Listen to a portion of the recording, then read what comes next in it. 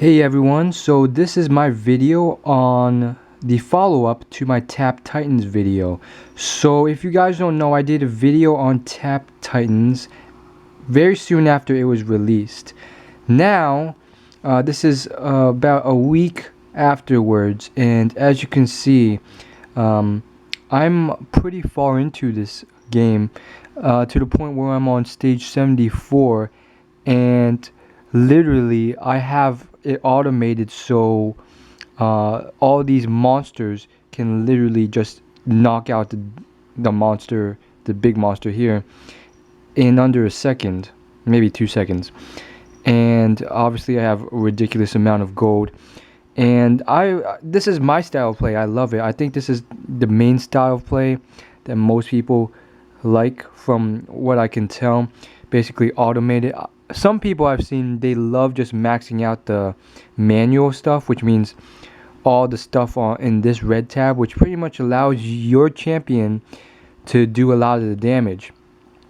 But what you'll find is that, like, if you max out the stuff that automates the damage, which means the mages and the warriors and stuff like that, what ends up happening is you can just sit here and they'll do massive damage and you don't have to do anything, and they just kill the monsters really quickly. All you have to do is keep tapping and upgrading the most expensive thing, and that's usually the best thing to do. But more so than that, like, I'm at a point where I literally have so much money. Like, the units that they use, I don't even know what they mean anymore. First it was millions, then it was billions. Now we're using terms like BBAA, all these weird terms. Oh yes, and by the way, if you're scared, like, okay, you might be scared that initially, that if you only spend your money on these automated things like mages and archers to do damage for you, you won't be able to do damage, and that's technically true for the first like 30 stages. But then you'll get to the point where you can there's certain abilities that you'll get once you upgrade your mages and archers, and other helpers, that pretty much allow you to it's like, I don't know exactly which ones, but it allows you to do a like percentage of their damage, and it boosts your damage in other ways. So like, literally, if you check out my manual tab, like, I have not even upgraded anything. Like, everything's not upgraded except for like a couple times here, which cost like nothing, like $100,000 or gold coins. So I haven't really upgraded anything, and yet I'm able to do about on average 1.04 AA of damage, and then occasionally I'll crit and do 3 AA of damage. So it's a pretty fun game, and again, you can always tap along with it, and you get to choose what to upgrade. And so it's also pretty cool because they have so many different terrains and stages and graphical arts, and all the monsters just look really well drawn. It's all very clean. This is one of those games that it's never lagged out, which is incredible, because I've played so many apps or games that just lag out immediately or very quickly.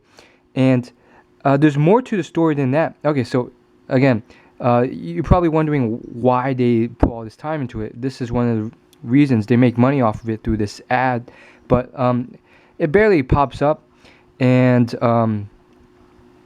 it goes away on its own.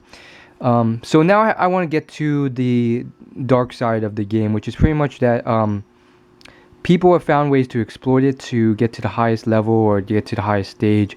I mean, if you look at the high scores right now, and you just pull it all up, there's almost 1 million people playing this game, and number one person has cleared 4,000 stages. And there's already all these videos popping up on YouTube about how to exploit the game and hack it or do something to beat it. As you can tell, the bosses are getting bigger too. Look how big that boss is. and most of them have gotten patched fairly quickly in a day or so. Some of them though, like it's really just, long story short, just constantly changing your date and time, so the timer goes away. And oh shoot, did I die? Oh no. Oh yeah, that's another way they make money. One of your helpers dies, and then you can revive it for like $2 or something. I'm not gonna do that. But yeah, the biggest thing though is like there's this one ability. I'm not gonna say which one, but it's like one of these manual abilities, I believe. And basically, you get like a percentage of the gold each time you tap, and it's a ridiculous amount. But the timer's set at like 6 hours. So there's some exploit that I don't think they've patched or they ever will, where you just keep changing your date and time after you use it to constantly use it infinitely, and that's how these people have gotten like rank 1 and just ridiculous amounts of cash. I think it's a decent game. It's not that addictive. It can get boring after a while, but the monsters do get bigger. It'd be funner if it was somehow multiplayer, like MapleStory. It reminds me a lot of MapleStory, in fact. And I mean, I think one of the things that makes it fun is a lot of manual play, which unfortunately I haven't spent much money on. I mean, there's so many abilities. I have 2 just to show you.